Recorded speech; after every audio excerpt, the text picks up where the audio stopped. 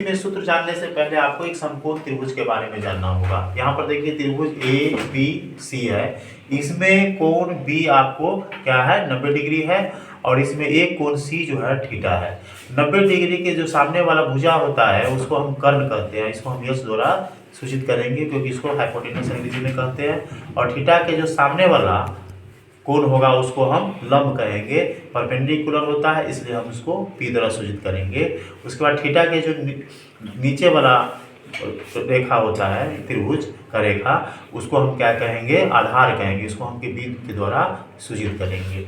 अब ऐसी स्थिति में हमको sine theta cos theta tan theta का सूत्र याद रखना है, तो हम इसको आसानी से sine theta cos theta tan theta को लका कला के रूप में हम याद रख सकते हैं। लका कला याद रखने से आसानी से हमको यह सूत्र याद हो जाएगा। जैसे साइन थीटा का हुआ लब, कॉस थीटा का हुआ आक और टेन थीटा का हुआ ला। तो देखिए ल क आ होकर के लका और क में ल इसमें आकार जोड़ देते लका कला। अगर हम sine theta cos theta tan theta लका कला याद रखते हैं तो आसानी से हो जाता है। लक का मतलब क्या हुआ लंब बटे कर्ण, और इसको हम पी बटे एच याद रखेंगे। और आग का मतलब क्या हुआ कॉस थीटा बराबर आधार बटे कर्ण मतलब बी बटे एच, इसको याद रखेंगे। टेन थीटा का क्या हुआ ला मतलब टेन थीटा बराबर लंब बटे आधार, इसको पी बाई बी याद रखेंगे।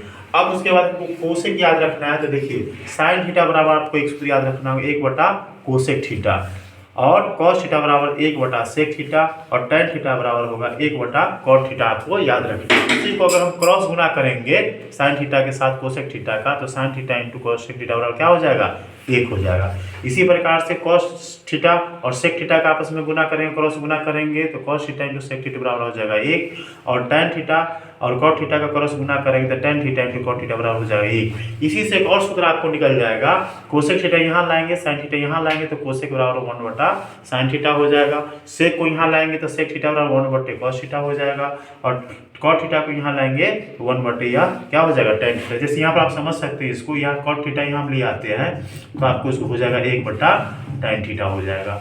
इसी प्रकार से अगर हम चाहेंगे सेक थीटा बराबर लिखना तो क्या हो जाएगा 1 बटा कॉस थीटा हो जाएगा। उसके बाद इसी तरह से अगर हम चाहेंगे लिखना कोसेक थीटा लिखना चाहेंगे तो क्या हो जाएगा 1 बटा साइन थीटा हो जाएगा। अब इस चीज़ को आप समझ लीजिए, जब हमको साइन थीटा बराबर लंब बटे कर्ण याद हो जाएगा तो हम कोसेक थीटा बराबर कर्ण बटा लंब कर लेंगे, क्योंकि यहाँ पर देखिए साइन थीटा बराबर क्या है 1 बटा कोसेक थीटा।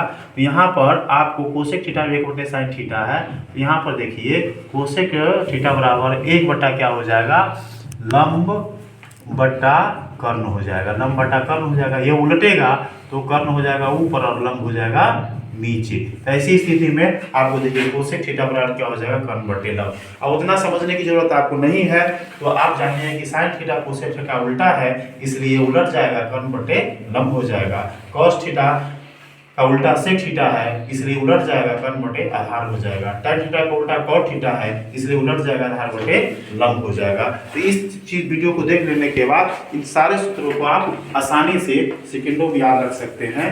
धन्यवाद।